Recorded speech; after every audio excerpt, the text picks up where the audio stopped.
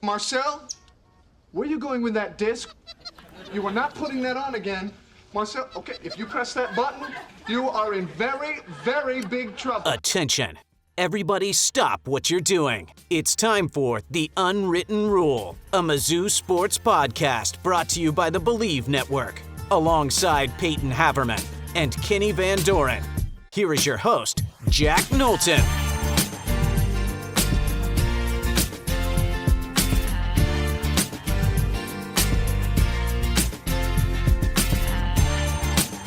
Welcome back to The Unwritten Rule, presented on the Believe Network and brought to you by FanDuel. Today is Monday, August 25th, and it's here, boys. It's Central Arkansas week. The Mizzou season has, fully arrived. You know, we're a couple days away from game number one of the season. Not exactly a marquee opponent for week number one in a weekend that's going to feature a bunch of really good games. You got Texas, Ohio State that I'm sure we're all going to watch, Florida State, Alabama, a couple others.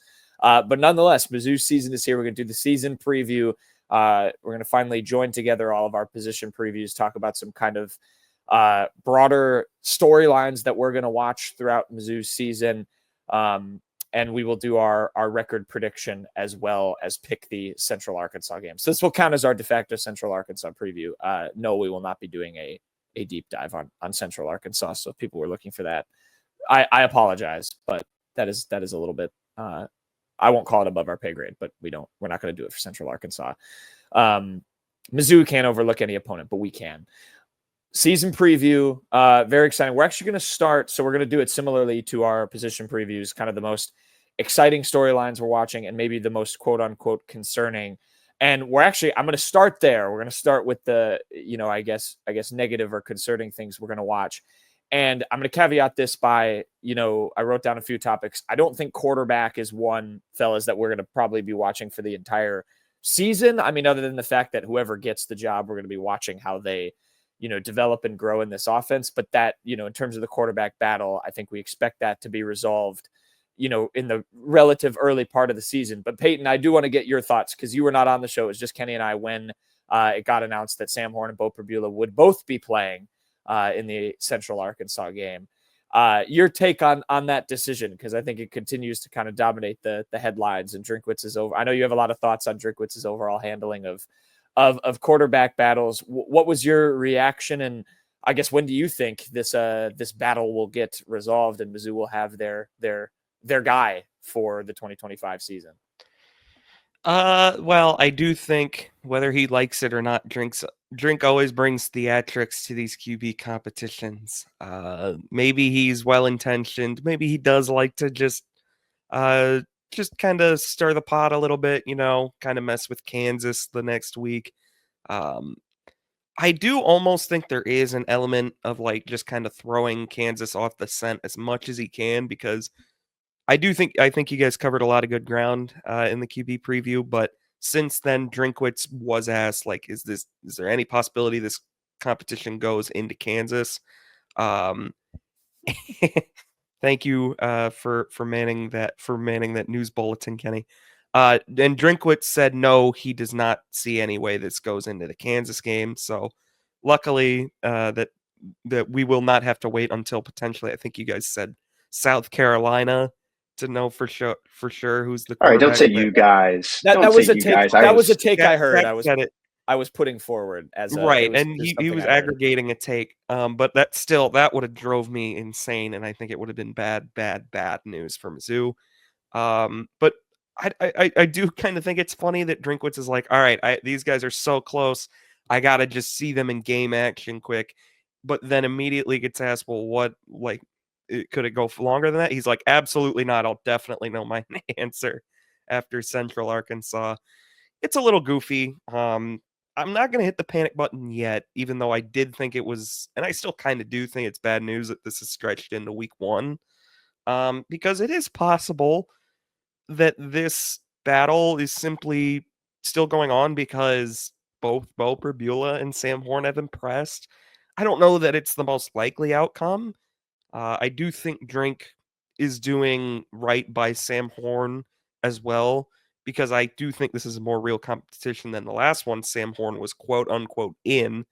And and really giving him a chance, unlike he did in 23. I still feel like it would be a long shot for anyone to take the snaps at quarterback other than Bo Prabula at this point. I still think that's going to wind up being the answer. I'd love to be wrong. I think it would be a great thing for Mizzou in a way if Sam Horn went in and just beat out the big marquee transfer name. I just don't see that as being truly likely. Uh, all I want to see out of this splitting of the reps on Thursday is that they do it drive by drive. You can't do half by half. That was a really big joke when they did that against South Dakota in 2023. You need to do drive by drive. If this is truly a battle, both Sam Horn and Bo Prabula need to be in similar game situations. They need to operate the same offenses.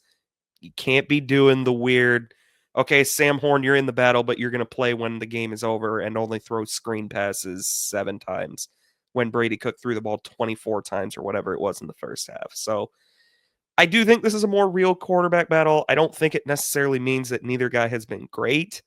I do think that by now you would have liked to have seen one of Prabula or Horn really separate themselves, but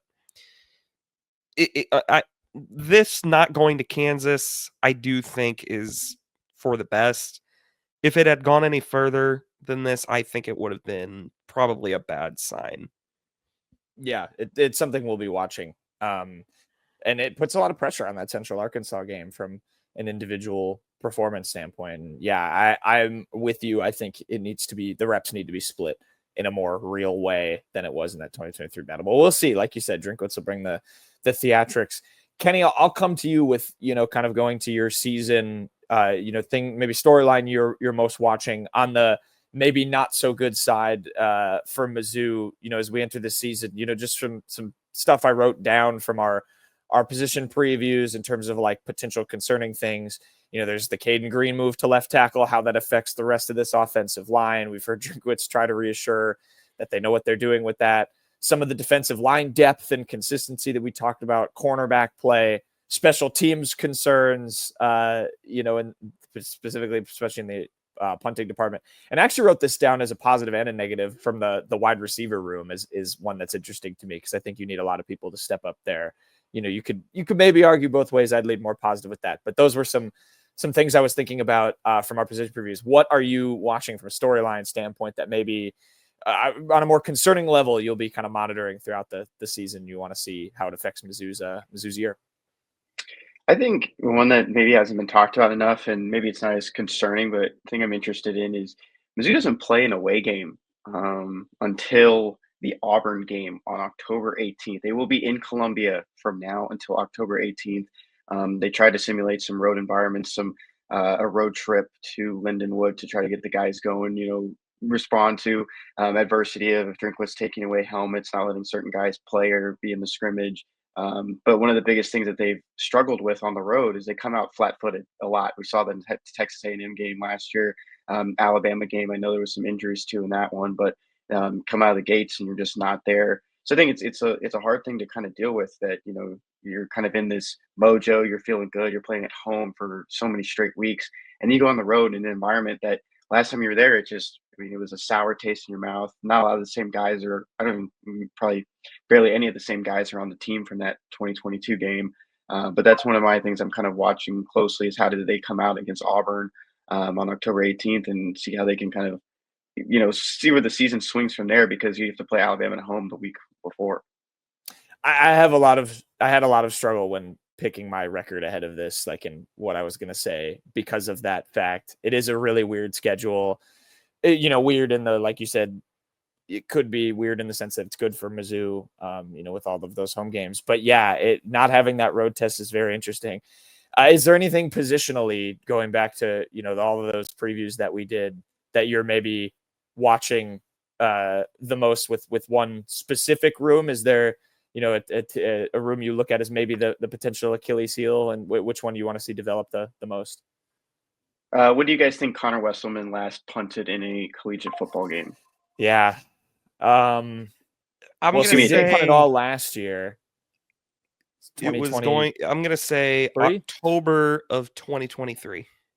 It's correct. October 21st, 2023 is the last time Connor Wesselman punted in a college football game. That's like my one concern is that, it's not like he hasn't been practicing or going through the motions the last 2 years, but you haven't been in that atmosphere. And now you're going to the SEC, different animal than you were when you were punting in the Pac-12. So I think that's just one thing. The numbers, weren't like, terrible. I think it was just a lot of inconsistency for Connor Wesselman and then someone behind him really pushing him forward. But he punted for 928 yards up to that point in that season. The net yardage was 868. I think that's a pretty decent number in comparison, and 13.6 inside the 20-yard line. This is a special teams unit that needs to make some changes. We talked about the Auburn game earlier. We can people can blame Nate Noel. Mizzou had that game on a chip shot field goal and lost it, and really want to blame Harrison Mevis for all the heroics he's had, but there's been a lot of inconsistency for years, no matter who is kicking, who is punting. So there's a lot of concerns in that department for me, and I think that's one of the things I'll be watching closely is how does Connor Wesselman kind of adjust coming back to it being a starting punter. Wow. I mean, look, Mizzou's punting has been bad, I think, ever since Gavin McInnes. But if Connor Wesselman winds up being the biggest issue on the team, I will say, I almost think that'll be a good sign if none of the other positions kind of just kind of rile up the angst that a punter would. But you're kind of right though, Kenny. Everyone that's watched this podcast is well aware on where I stand with Eric Link's special teams units, so it wouldn't shock me. I'm gonna have to go with O-line. It's all set right now, pretty much. I mean, it's gonna be Payton Green at left tackle. There's no or. We got the unofficial depth chart. There's no or on it with Payton Green. They have Piegler at right guard. But that being said, moving Payton, going from, we have a competition between Johnny Williams and Javen Richardson to actually we're moving our all preseason All-American guard to left tackle 2 weeks before the year, and it was so convincing that he just immediately won the job and is entrenched as the starter there. That's not a good sign to me. We'll see. I really hope Piegler does well. He's a guy that I mean, he's one of those younger guys that have come in the last couple of years. We've heard a lot about him, Tristan Wilson, among a few others. So it's nice to see one of those guys go up and get the starting job. But that being said, that's a lot of moving parts, a lot of new faces. There's one guy returning at the position that he played last year on the O-line, and he's coming off a major injury. So outside of quarterback, that's got to just be the slam dunk biggest concern for me. I hope the sum can be greater than however the saying goes. You guys know what I'm saying. They can be greater than the sum of their parts. That's what you're looking for. That saying. But I think I'd be lying if I said I was really confident that group's going to go out, look cohesive, and just dominate right away. Yeah, that's I think the biggest one for me as well, outside of the special teams. Kenny, I'm glad you went there, and we touched on that again. And you can go watch our spec. Kenny did a great kind of deep dive on everyone. The special teams unit. I understand, Payton, from your point of view too. If that's the biggest worry, then I mean, hell, this is going to be a really good team. Yeah. So this team has lost games because of special teams. I sound like a broken record. They've lost games. They've had rules changed because of the special teams unit. I think there just needs to be something where you just don't want to know the punter's name. You don't want to know anything about these guys. You just want them to do their jobs, and you don't want them to be a thorn or, I think it was the Kentucky game a couple of years ago. They were just not even kicking it to the returner because they couldn't stop not. You're kicking a wasp's nest right now, bringing that game up. That's all. I think all people need. They just want to see consistency from that unit. You mentioned the 20 positive consistency. Excuse me, positive consistency. Payton pointed that out because they've been very consistent at not being consistently strong. bad. You mentioned the 10 or 11 charges or whatever it was in the special teams pod. I mean, that team missed the playoffs with some of the best offense and defense, and it can be a real Achilles heel for sure. No, Kenny, you're totally right. I have absolutely seen that Kentucky game was special teams malpractice, and I do think it 100% is the main reason they lost that game. And you're even making a good point about not wanting to know the punter's name. I mean, how many times the last few years were we like, oh my God, who is punting? Riley Williams? Or, oh Lord, what is Stonehouse doing? Like, we've legitimately said that like every year since I think McInnes was the punter. I don't even 100% remember. I think it was Gavin McInnes. I don't even 100% remember his first name because, like you said, Grant McInnes, even better. That goes into your point. I didn't know his name because he was a solid punter.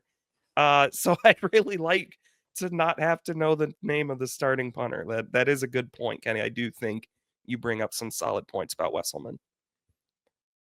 I think you guys are those are both spot on concerns. I'm very curious to see how the Caden Green experiment goes. I think, like you said, it makes me nervous too, Payton, that this was a decision that felt like it kind of had to be made rather than wanted to be made at left tackle. And we'll see how it goes. The only one I'll throw in there, and I want to convince myself that it actually could turn into a maybe hidden strength, or at least an improvement for Mizzou this year, is the cornerback room. I just go back to what we talked about. That feels like it can be a weak point in otherwise really good defense for Mizzou. But I think the case for, or the argument for that room, is that it's so experienced. I mean, you have Dre Norwood he's returning as a second-year starter. You do need to see improvement from him. I think the same goes for Toriano Pride. You brought Stephen Hall in, but all those guys have so much experience that you hope that means something. But this is a team that, man, I mean, I think about guys like, Thomas Castellanos and Diego Pavia, who are making some of them look silly on like deep passes. And those are not guys who are known for, like their deep ball accuracy and beating you through the air like that. And I think it needs to be better this year. That how the cornerback room develops, albeit with their experience, is something I'm going to be watching for from that aspect. That's obviously, I think, the second one I would have gone with if I hadn't gone online. And the unofficial depth chart was kind of interesting for that too, because it had Norwood as a starter, obviously, and then it had an or between Pride and Hall. I don't necessarily think that's because only one is going to start on the outside. I do think both of those guys will see a healthy amount of playing time. But Nick Deloach was just straight up listed as on the 2 deep, but no or between him and Drayden Norwood. He's just firmly going to be the fourth man on that depth chart. I will say, but this time last year is when we were starting to hear a lot of Nick Deloach buzz that he was pushing Toriano Pride for a starting job. I never got a good vibe with that, and by the South Carolina game, I really was not getting good vibes from that. And Toriano Pride really had a good end of season last year, and Hall, like you said, very experienced. So I think it makes sense that Deloach kind of falls back down the depth chart a bit. And I think it doesn't mean he's not going to see snaps, obviously. He'll get plenty of playing time. But I do think that's going to be the best thing for him, is to not have to have the burden of being just a guy that's playing more than half the snaps as an outside corner.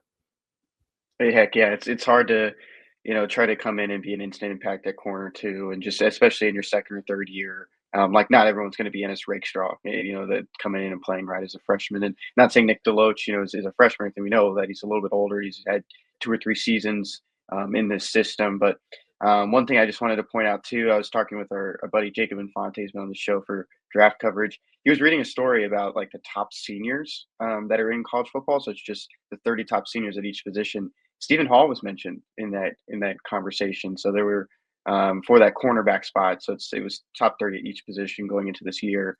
And I thought that was interesting too, because coming in from the Pac-2, you're not facing the entire West Coast team schedule anymore. But they still, saw something positive to put him in that list. Yeah, there's plenty of things. At least they have tape. It's not you're not talking about an unexperienced room here. And again, maybe it's part of it is the standard of this Mizzou defense, which I think is going to be really good. But I think you do need to see noticeable improvement from that room for this team to be successful. And there's a good point out of the or to Payton, because the other one, of course, being I wrote down defensive tackle, and you had that or at nose tackle too with Marquise Gracial and Sterling Webb. That's another one that those guys seem like they're going to split some time too. I was gonna ask, just looking at it, there were a couple interesting ores that I kind of wanted to pick your guys' brain about. I mean, one thing that struck me was there are like no ores in the linebacker room. I mean, that was something we really thought would be seeing guys rotate in and out. I mean, last year we saw 4 linebackers. The year before we saw 4 linebackers get consistent snaps. And maybe that's still the case. Maybe this isn't necessarily what that means. Again, it is an unofficial depth chart, but at the jack position, Damon Wilson, the second, is the firm starter. He's in front of Darius Smith. There's no or there, which doesn't necessarily shock me that Damon Wilson is just a full-time starter, but still not seeing Smith get an or anywhere kind of struck me a little. Tristan Newsome is in front of Nick Rodriguez. There's no or there. Nicholas Rodriguez is just a backup according to this. Josiah Trotter is in front of Khalil Jacobs and Jeremiah Beasley. No ors there. So I just found that kind of interesting. Again, could mean absolutely nothing. Those guys could come in and still play a ton. I don't remember how they did it last year, obviously, when they were listing the linebackers, but that struck me a little bit. The Khalil Jacobs no or behind him, even on the unofficial, is interesting to me. Again, you don't want to read into it too much, but I feel like he got talked up so much at fall camp. And to see him, firmly behind Beasley, who's a guy who's still, somewhat inexperienced, or sorry, Trotter, not Beasley. Somewhat inexperienced, even though he had a super season as a, coming over from West Virginia. But that one's interesting to me. But again, not to overread into it with it being an unofficial depth chart before week 1. I think these guys will play a lot. Again, it's a testament to the depth. This is a good segue too into kind of the things we're most excited for, because I think we can all say that linebacker room, Kenny. Yeah, I was thinking that too. I was even looking at the special teams one, just for my ors that I get to talk about. Your guy. I was looking at the kick returners specifically, Tavoris Jones and Jamal Roberts being in that department, along with Marvin Burks and Demarion Folks. I guess I'm a little bit surprised that there's no Sean Terry involved there, but the Demarion Folks one makes the most sense to me. I was going to say good call on Demarion. Yeah, Folks. Your guy. You pointed him out last show as a potential. Multiple shows at this point. You've been a Demarion Folks defender. Not that he is to be defended from anything. He's a true freshman, but there's some interesting ors there on the unofficial. Things we're excited for. Let's switch to a little more positive note. I mentioned the linebacker room. I think that's a big consensus. A couple others I wrote out. Speaking of another interesting or, I think Ahmad Hardy is another one. He's, there was an or at that. That's the most meaningless or on that depth chart, I think. Yeah. With him and Jamal Roberts. Yeah, it's just saying like the 2 different types of running backs that they're going to use. That's exactly what it means. Yeah, so I think he's another one, kind of maybe continuing that good running back pipeline over the last couple of years. Jalen Catalon. I wrote Jalen Catalon becoming the SEC's most underrated transfer, which we were kind of talking about that pre-show. The linebacker room, and then I wrote potential breakout stars, maybe in the wide receiver room as well in the post Luther Burden, Theo Wease era. What are you guys most excited for? Yeah, there's a ton to love here. Honestly, it really is kind of fun seeing just all the names we've seen poured in just into the program over the years, whether it's high school or transfers. I really do like the receiver room, looking at it more and more. Marquise Johnson with Xavier Lloyd right behind him with ors next to Logan Muckey and James Madison too. I will say it probably is not meaningless James Madison have your name on the depth chart just in general, because there are some guys I notice that just do not have their name on the depth chart, which probably means we are not going to see them much this year. Like in that linebacker room, even though there's not ors, Jeremiah Beasley has his name on. None of the freshmen and Bryce Huff, they don't have their name on the depth chart, which is something I noticed. So seeing James Madison fight up there is a good thing. Good to see Kevin Coleman, obviously, as the starting slot guy, but Daniel Blood and Sean Terry right behind him, then Josh Manning with Olabode and Demarion Folks right behind him. Very fun receiver room. I'm looking forward to this group. It's not 100% proven. Kevin Coleman is really the only truly proven commodity there, I'd say. But the ceiling is so sky high on that room, and it's really one thing fans in every sport love is like a good like play the young guys, a good youth movement. And I feel like that's really kind of what this is. I know Manning has played a lot. Manning and Johnson have played a lot. They're true juniors now, but this is their first year, each of them being starters. So it is almost like seeing the young guys step up and really have a chance to make a name for themselves this year. One of those names that we talked about off air, Payton, is Gavin Hoffman not being on the unofficial depth chart at tight end, with Brett Norfleet and Jordan Harris splitting the top at Orr, and then Jude James and Vince Brown, and Gavin Hoffman coming over from Iowa. He's actually been on the show before. I think we were a little bit surprised not to just see him on there, maybe among the backups with the Orr. But I think a big positive there is seeing Jude James, a redshirt freshman, listed in it as a backup.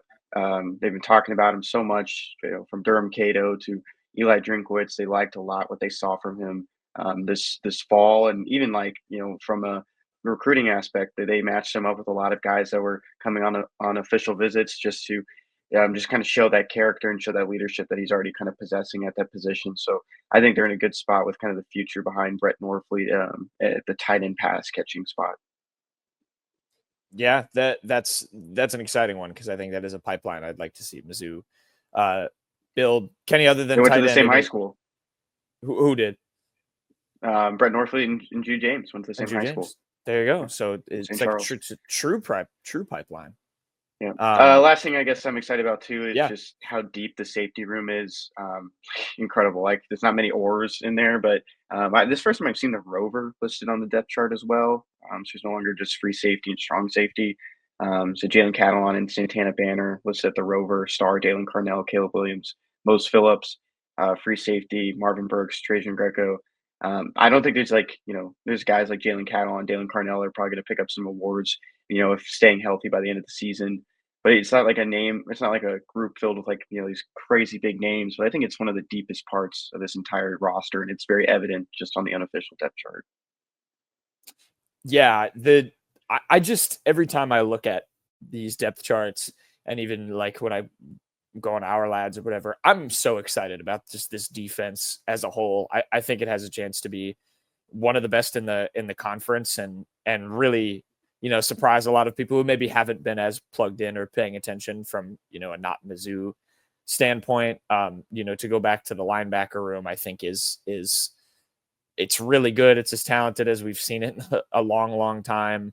Some of the guys that have come back there, I think they hit some or hopefully, we'll see if hit some home runs in the transfer portal. I think on paper they brought in a lot of good guys. I think that, and then, I have to be I am such an Ahmad Hardy guy. I think he is going to surprise a lot of people as well. And again, if you've been tapped in, people were kind of raving about him as a transfer addition. I really think he is going to be one of the SEC's best running backs as a true sophomore. I think all of the UL Monroe stuff is gonna translate. I think what's the Barstool pod, Kenny? No free plugs, but I think they shouted him out on there. They're already, you've got some other national people kind of taking notice as the season counts down.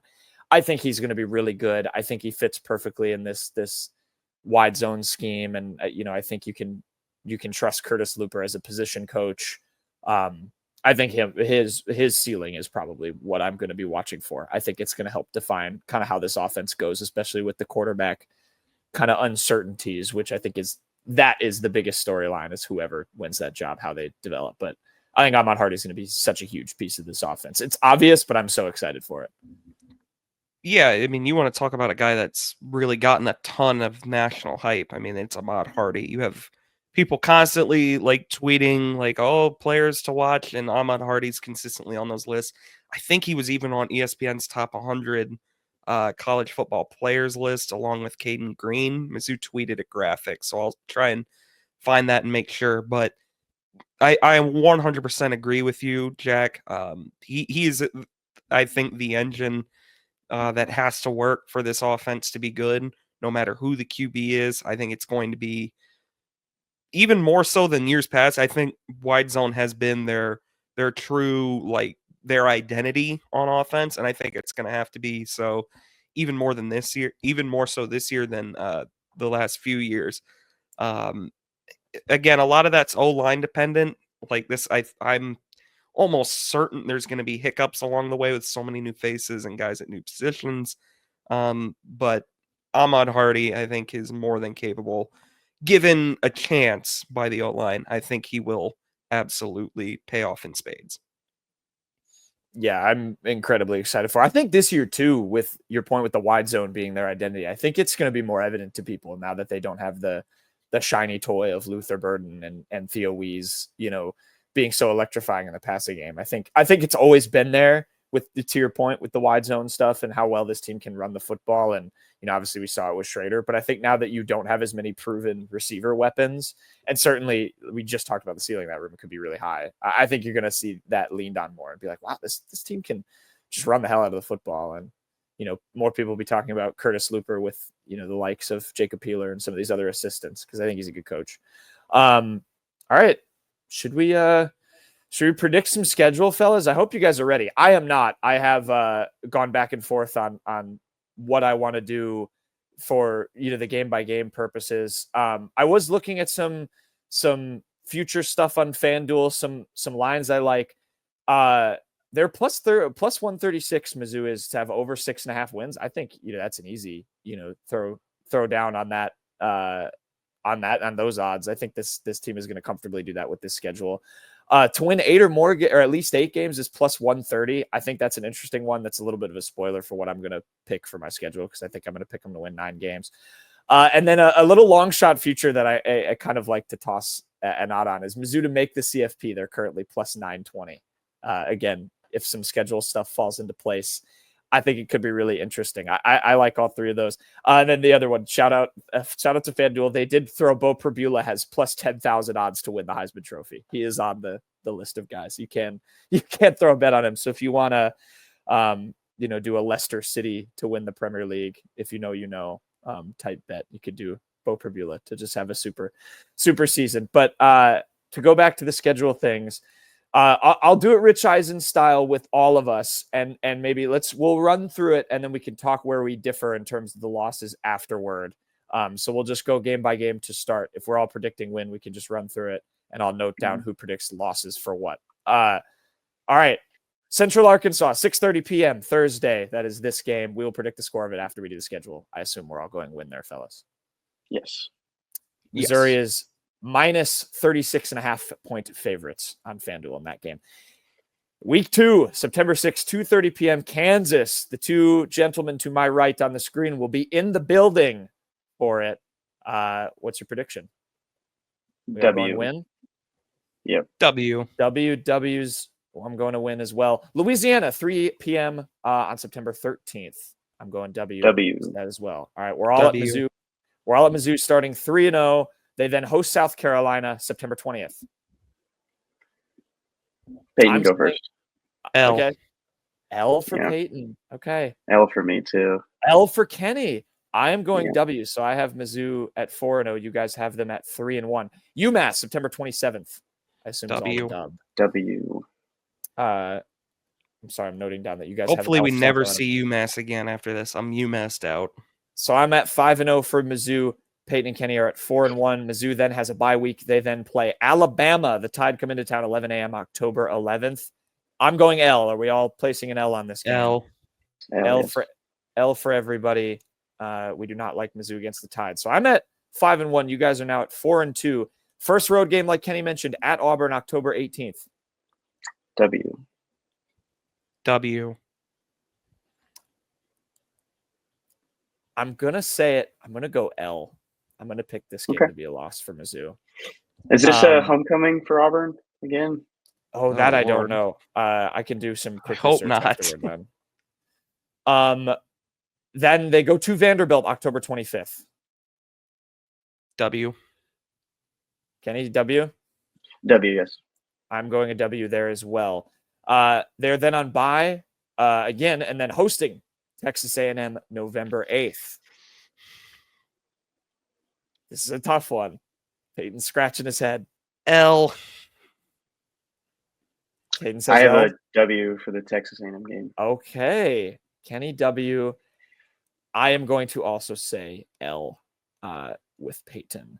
And then Mississippi State at home November 15th. The Kevin Coleman revenge game. W. I am also saying a W. Mississippi State's going to be Didn't terrible. you say this was going to be an L last year, Jack? I did Yes, say you they were did. going to lose at Mississippi State. Yes, I did.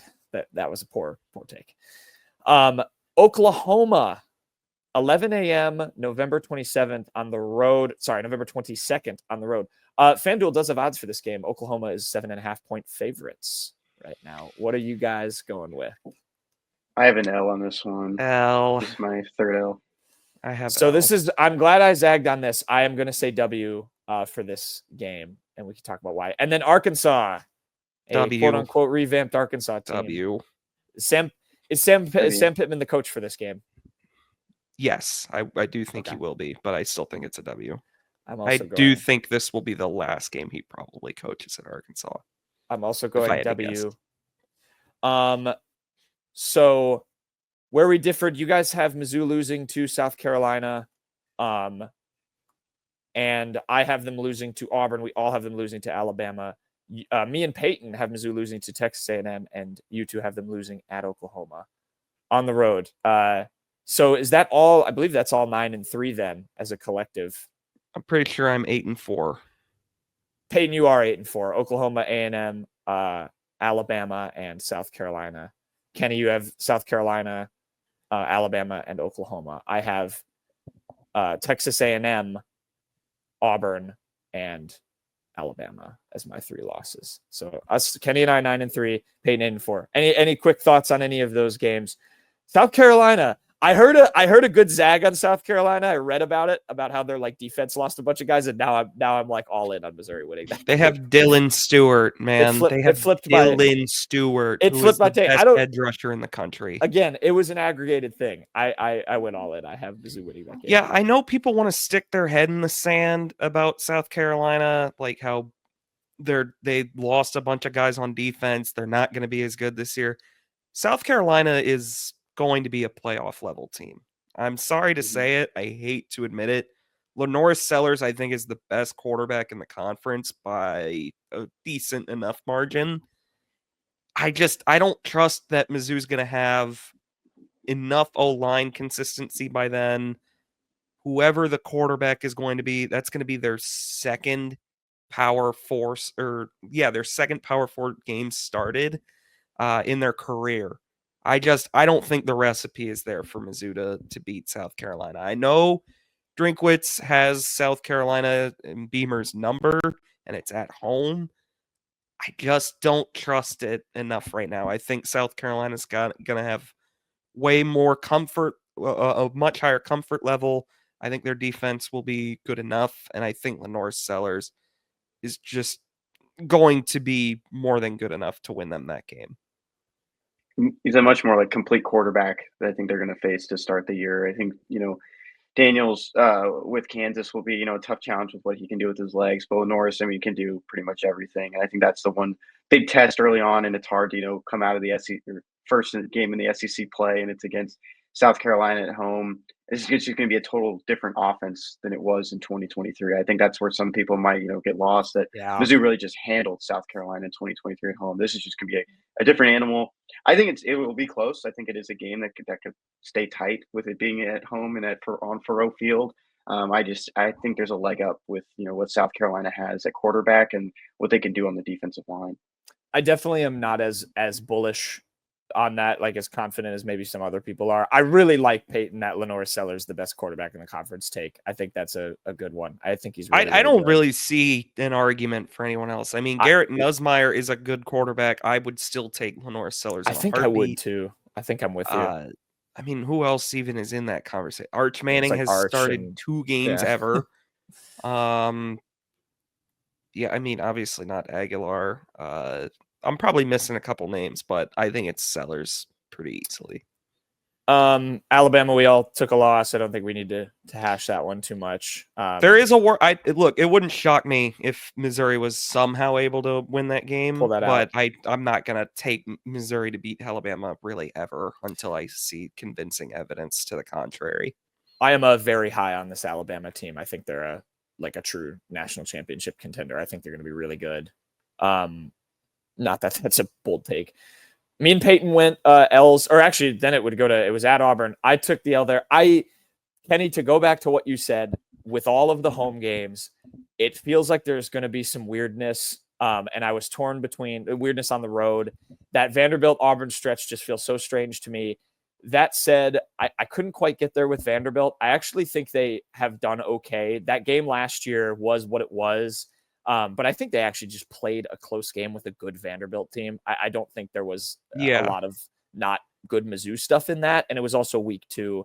I weirdly think they're going to be okay. I like Vanderbilt. I like Diego Pavia. I think they're going to navigate that one. And then to me, the third loss came down then to Oklahoma or Auburn.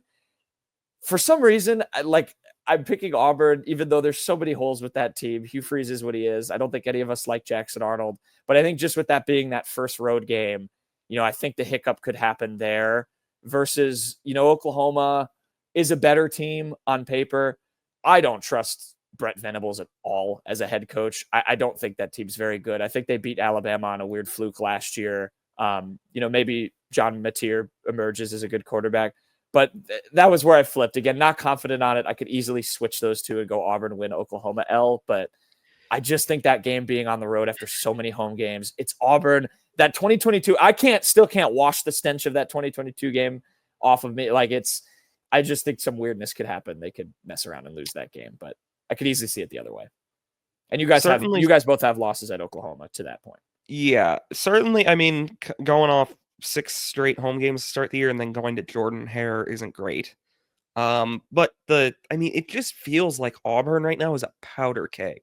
I mean, they have no clarity on their quarterback situation. They have way less clarity than Mizzou does.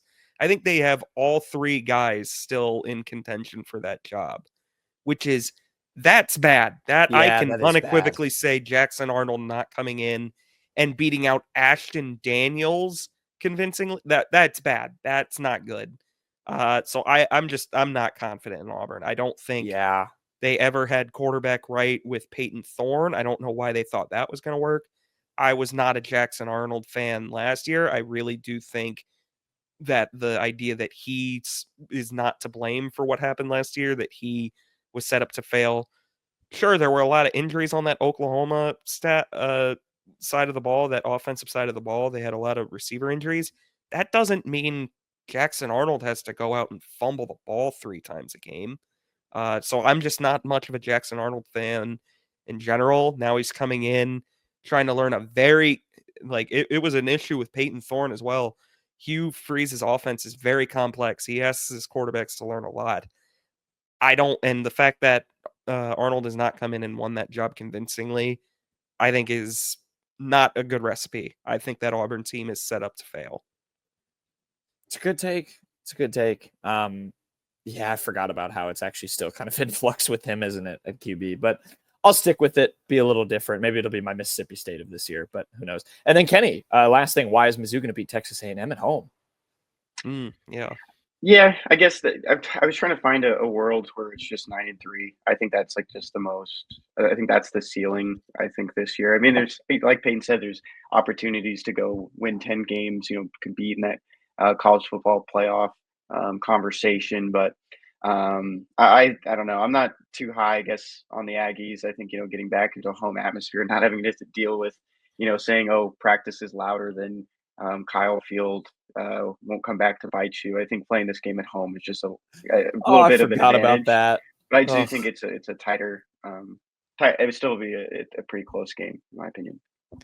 I will say this: that was the hardest game for me to pick because, for one, I basically picked Mizzou to lose every swing game. I think Mizzou has 3 really big swing games this year, and I think they're Oklahoma, A&M. And South Carolina. I picked them to lose all 3, and that's not something Mizzou has done often under Drinkwitz. He normally at least picks one of those up. So I'm probably picking more of the floor.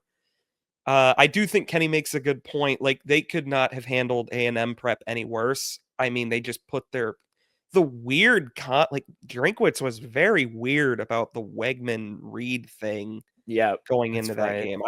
I have no idea why he did that. Just admitted that they weren't preparing for Wegman at all, and then Wegman went out and played the best game he ever played at A&M against Mizzou. I don't think there will be any of that. I do think Mizzou is really going to come out fired up for that game because they got embarrassed last year. So I think they're going to be charged up for that one.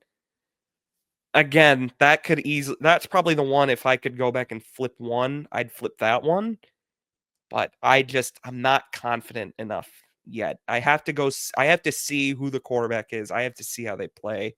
I have to see how they're able to get the run game going before I'm confident enough to pick them to win some of these swing games.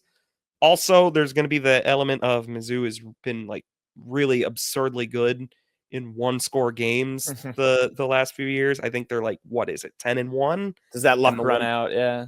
Yeah, I think, look, that is absolutely a skill. Being good when the pressure's on, that's a skill, absolutely. I will also point out that probably neglects to include games like Georgia and LSU in 2023 that were one-score games until late turnovers led to the other team getting two possession leads.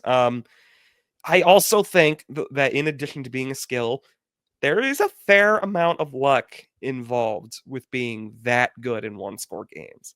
I think there is probably sooner rather than later going to be kind of the pendulum swinging back, and you're going to maybe miss a field goal in a close game, maybe a drop pass here or there. There's just, again, not taking anything away from Mizzou. That's a great mark to have in one-score games. I think it's so impressive. But I do think there's going to be a close game in here that we have seen Mizzou go out and win like more times than not the last few years that they probably don't come away with. Like last year, I remember like Mizzou was so good in one-score games. When they scored that touchdown against South Carolina, like late in the game, I was like, game over. I really did think like this is over. Like I think Mizzou just won. Unfortunately, it didn't turn out that way, but Mizzou has earned a lot of confidence in that department, no doubt. I think that they will still win more one-score games than not because I think that clearly is something Drinkwitz cares about and preps for, but I think there's going to be a little bit of luck eventually going against them. Yeah, I actually like, I normally go that way too, where Mizzou's going to be fired up because of how embarrassed they got at Kyle Field. But I weirdly went the other way. I kind of like, I like Elko. I think he's doing a good job there. And I kind of think Texas A&M can get that game. But again, hey, Drink will be right this year. It'll definitely be Marcel Reed coming. Yeah, there's none of that BS. But again, kind of like with Oklahoma and Auburn, I could flip A&M and South Carolina and be fine like with that as well in terms of which. Yeah, OU. I'll just quickly break that one down. I think Mateer's a good quarterback. I do think that offense will be better. I don't buy this Oklahoma is a playoff contender team. I don't like Venables, man. I don't think he's a good I'm coach. not a big Venables guy either, but I think the offense is good enough. I think they have enough. They have an elite D-line as well. So I do think they will probably at least be pretty damn good at home.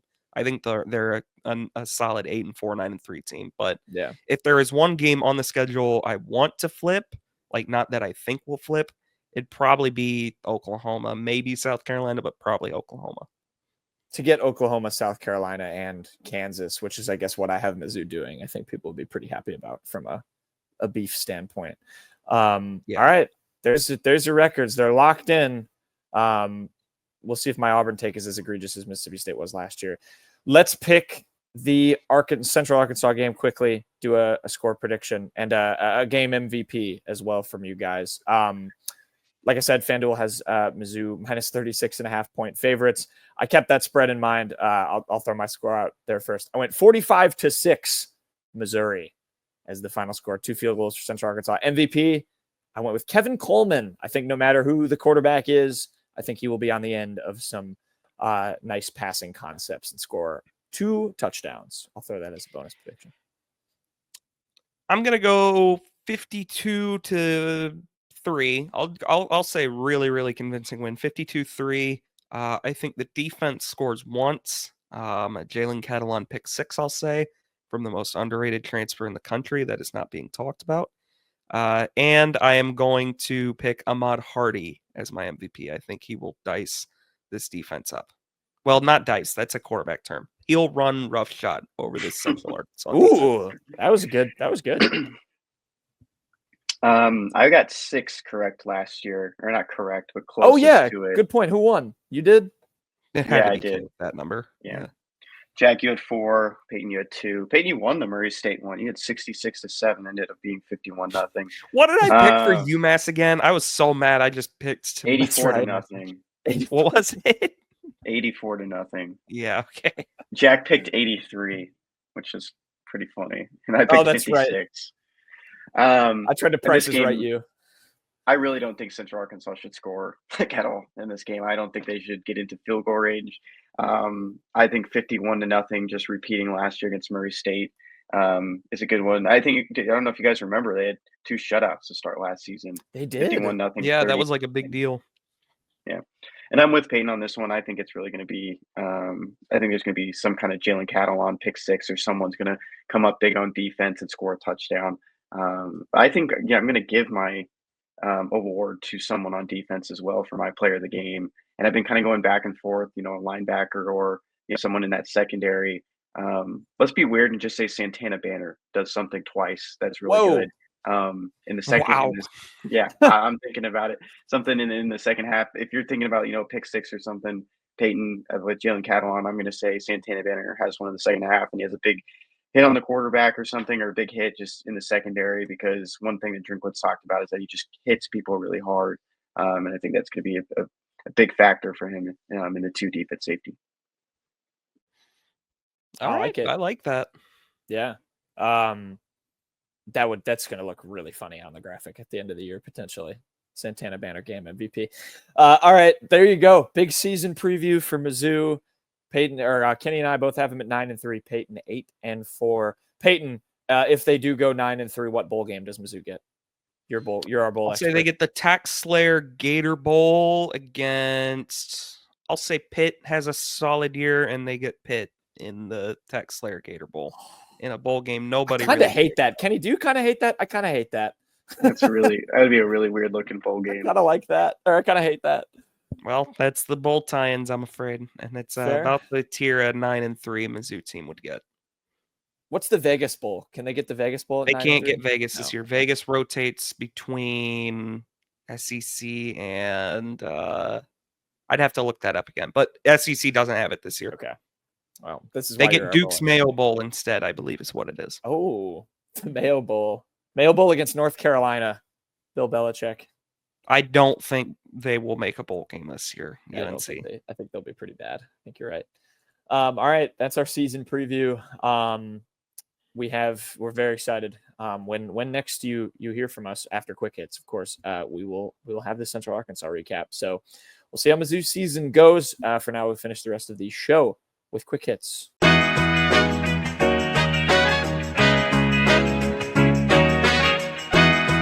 Okay, Quick Hits time. It's time for everyone's favorite segment, Ken's Sports Shorts, where we show that our pop culture knowledge is zilch. Kenny, take it away. Well, Kenny's pop culture knowledge is high. I don't think I could speak for Peyton or myself, but nope, mine sucks. Daily Legend Trivia is broken this week, so if we don't get the answer correct, or if we don't know it, we'll just look it up and tell you guys. So there won't be any. What do you mean? Huh? Nothing. I was referencing a meme. I'm sorry. I threw you off. Yeah, that was a really bad one. NFL. Jeff Wilkins was the kicker for this NFC West franchise from 1997 to 2007. This the 49ers? Might have been. In my mind, Phil Dawson has been their kicker for 20,000 years. Did they have Robbie Gould for a bit too? Yeah, but that was way after. Was that later? It might be the 49ers. I honestly don't know this one. I don't know who the Cardinals I don't think it's the Cardinals, because I do remember they had a different one. So that's the only thing I can give you. Incorrect. Okay. I bet it's the Seahawks. Yeah, considering that we have a Seahawks fan here and he didn't even know. In 2001, this Mariners second baseman led the American League with 141 RBIs. Second baseman in 01. So this was the team that won 116, right? No, I thought that was in the 90s. I thought it was 2001. It's Ichiro's rookie year. Yeah, that's what I thought, because they had Ichiro. They had wasn't A-Rod still on that team? Yeah. I don't know who the second baseman is, though. Do you, Kenny? The 2001 Mariners finished 116-46. Yeah, best record ever. Luckily, it led to a lot of postseason success. I don't know. Let's go Robinson. That's the only Mariners second baseman. That's not. Even I know that's not right. NHL. Mariners second baseman. Yeah, that's the only thing I could think of too. Michael Grabner scored 6 shorthanded goals in a season twice. First with the Eastern Conference team, 2011, and then with the Coyotes in 2019. Yeah, we might go 0-8 today, boys. This is really bad. No, I don't know this. The Boston Bruins. I have no idea. Incorrect. History. Who was the U.S. president during the Cuban Missile Crisis? Well, they give you a free space here, yeah. No, you're going to have to type his actual You can't just type JFK. Beverages. In 2001, Mountain Dew launched this citrus-flavored variety of energy drink. It was later sold without the Mountain Dew branding from 2009 to 2019. Celsius. Mountain Dew does not make Celsius. This is Also, I know this. 2001. It's a kickstart. I think. Incorrect. Television. We're From doing 2005 really well. to 2008, Meerkat Manor was a documentary series that aired on this cable channel. Meerkat It's National Geographic. I don't think that's a channel. Yes, Animal Planet? Oh, Animal, yeah, or Discovery. Oh. Discovery. Oh, Discovery? Oh, I think it is Discovery. I think you're right. Incorrect. Wow. We are doing horrible. Oh my God. Dustin Hoffman played an out-of-work, difficult actor who pretends to be a woman in order to land a role in a soap opera in this 1982 comedy. I feel like I should know this, but I have no idea. I don't know. Yeah, I don't know either. Music. Feel it coming in the air, yeah. Hear the screams from everywhere, yeah. I'm addicted to the thrill, I'm ready. Our lyrics to this 2009 Jay-Z song featuring Rihanna and Kanye.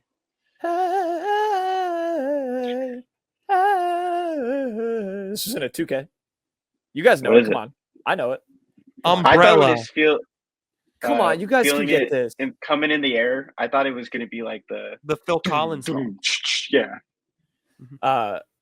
It's Run This Town. Oh yeah. All right. Well, thank you, Payton. You helped as well. Brett Boone. Wilkins. Should we look these Brett up? Boone. Brett Boone is the answer to the Mariners one. Oh wow. Finished third in Rams. MVP voting. Okay. Oh, he was a 49er though. Oh, yeah, but not when we picked him. It wasn't the Seahawks either, so.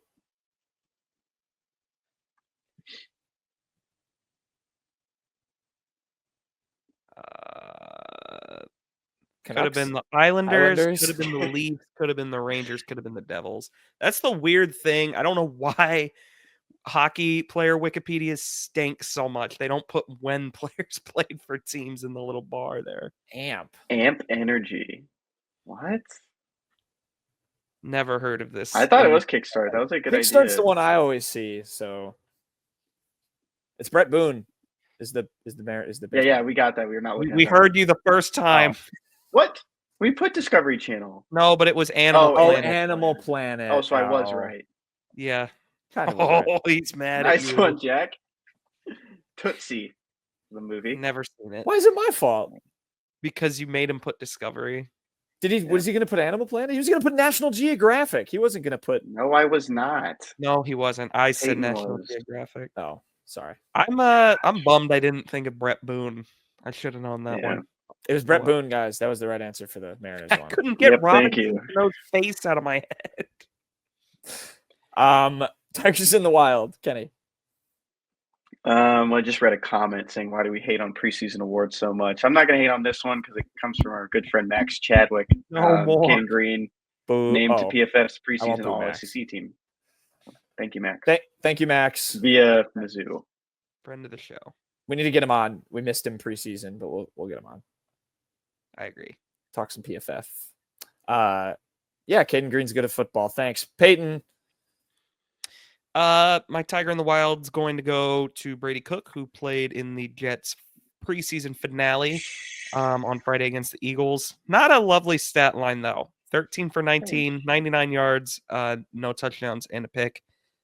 He did throw for more yards than Adrian Martinez. It's kind of been him versus Adrian Martinez for kind of who can maybe grab a roster spot. I don't know if either will make the team.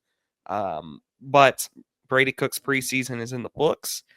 He got plenty of playing time, and now we'll see if he maybe is able to stick on the Jets roster.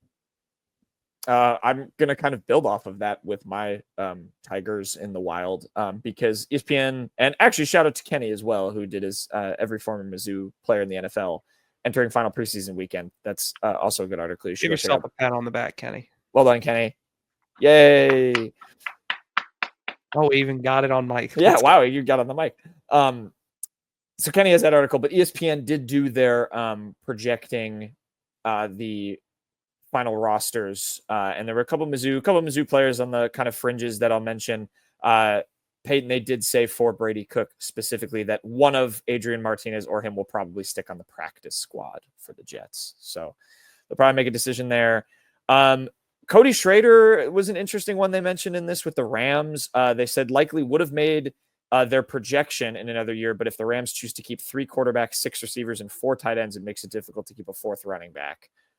Which that would be kind of tough, kind of a numbers game with him. Tyler Bidet was projected. He had a 47-yard kickoff return also in their last preseason game. Harrison Mevis, Kenny, was actually not projected on the Jets one, which was interesting. Alberto not projected for the Raiders was another one I know on the fringes. Theo Wees also not projected on the Dolphins depth chart at receiver. I don't know if there's any more you guys want to mention. There's obviously guys that are already comfortably on rosters, but those were some fringe players. Is D-Rob going to make the Cardinals? I think so. I think he'll be okay despite the injury. I think he's going to make it, guys. I think Nick Bolton will make the Chiefs. Hopefully Tyron Hopper makes the Packers, I guess. Yeah, you guys. How are you going to feel about a Tyron Hopper like Luther Burden over the middle throw? I hope collision. Luther Burden jukes him out of his shoes, man. I'm sorry, Tyron Hopper, but actually, yeah, that was a dumb question. That makes it a lot easier for you. Yeah, because it's on the Bears. So there you go. Both Cotton Bowl champions, though. Don't you forget it. Payton hates Tyron Hopper. Doesn't matter. It's not true. I just said he missed a few tackles in 2023. Final roster cuts are Tuesday at 3 p.m. So we'll see. We'll have our full. I hate zero. Let me clarify this. I hate 0 2023 Cotton Bowl champions. Okay, I hate one. Mitchell Walters ruined the Georgia game, so I don't like him very much. Recreated that run. It's on video. He was good last year. Yeah, he was. He redeemed himself a bit. Headlines. Kenny. Sports Illustrated's 2025 college football preseason All-Americans. I think a fun way to do this. Look at that. Caden Green, after starting 5 games as a freshman at Oklahoma. Green came home. Caden Green's good at football. Payton, what's your headline? 418 pass block snaps, according to Pro Football Focus. Green also was solid in the running game as part of an offensive. Oh, there's an error in this of an offense that led the SEC in time of possession last season. Thank you, Kenny. Payton. Okay, this is like a legit huge headline after that. This isn't a headline. Okay, it's not a headline, but it is functioning as a headline. You can click the little press release thing if you want. Yeah, there you go. Now it is a headline from SECsports.com. The headline reads as follows, Kenny. SEC to implement 9-game conference football schedule in 2026. I'll even give you a subhead, Kenny. 9 SEC games plus an annual power conference opponent creates the strongest and most competitive schedule in college football. Yeah, this is huge. So the SEC has finally done it. They are going to 9 conference games. It felt inevitable. It just was kind of a matter of when. Now we have our answer. One interesting thing is, as mentioned in the subhead, Mizzou can keep its game, is not going to be able to get out of any of its nice news bullets in there. Mizzou can keep its power conference game against Kansas or Illinois if it wants. They can't get out of that because the SEC is still requiring you to have one of those. So that was interesting.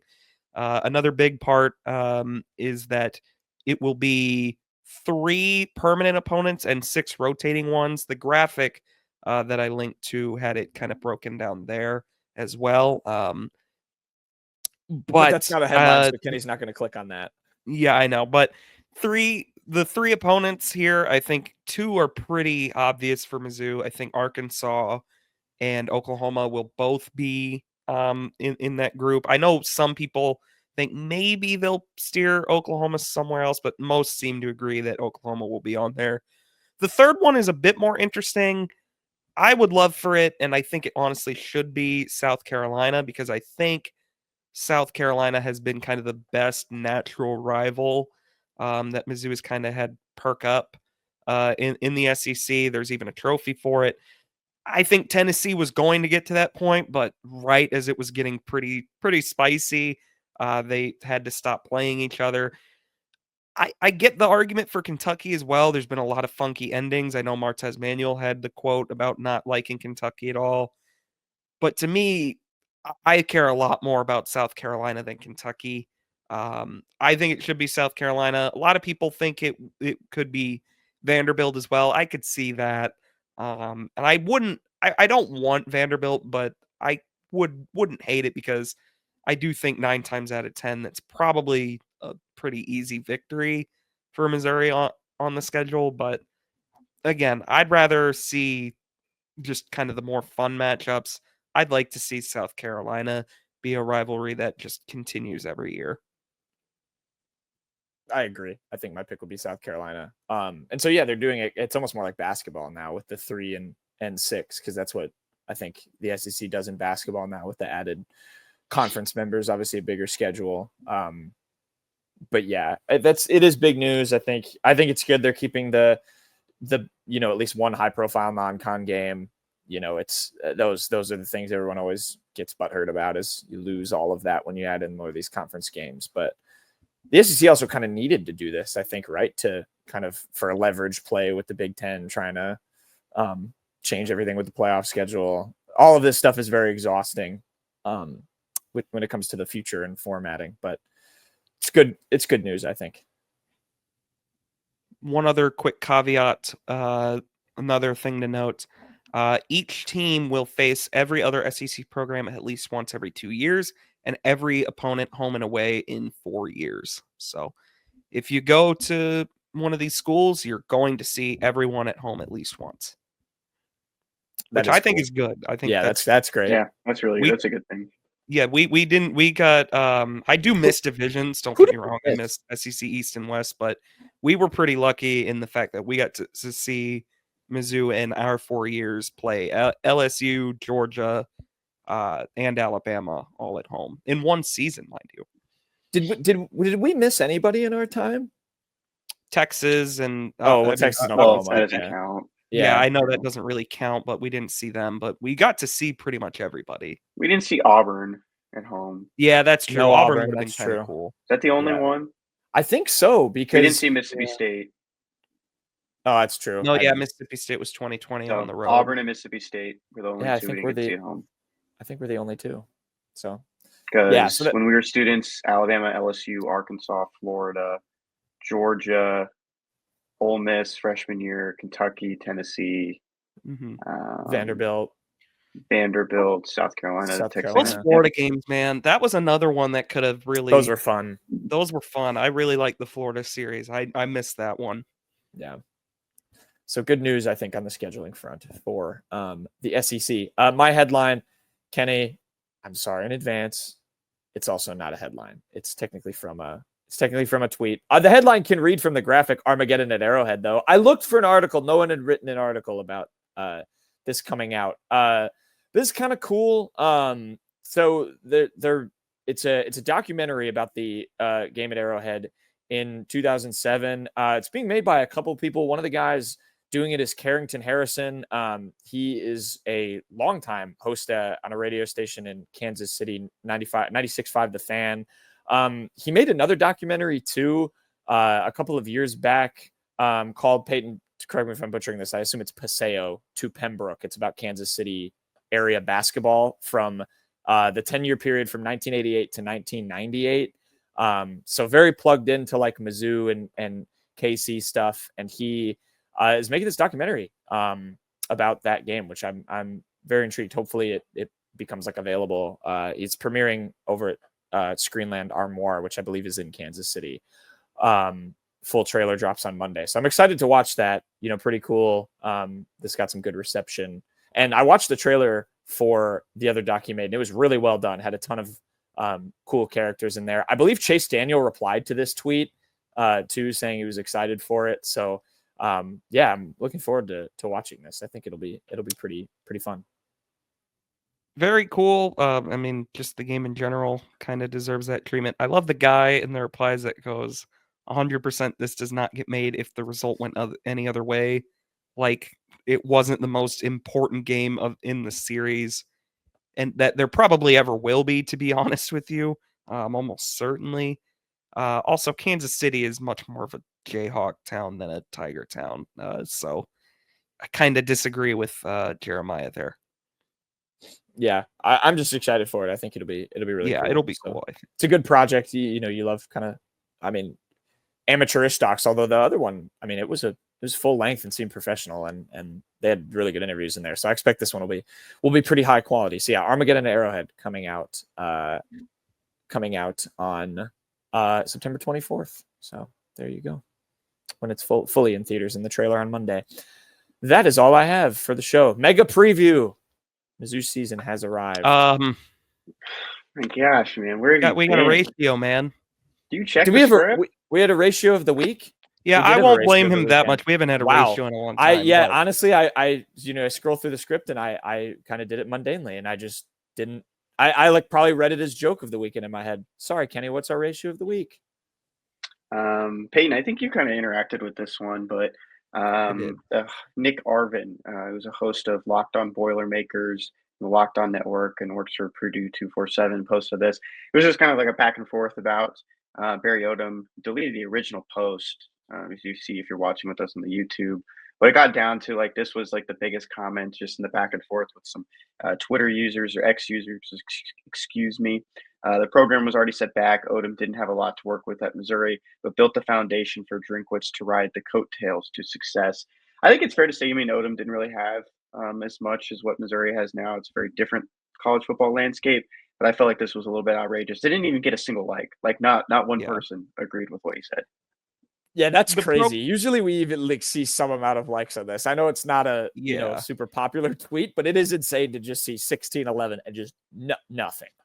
Not even a pity or a bot. The program is already set back. That's true. Odom didn't inherit a good situation, but I did have a quote tweet of it.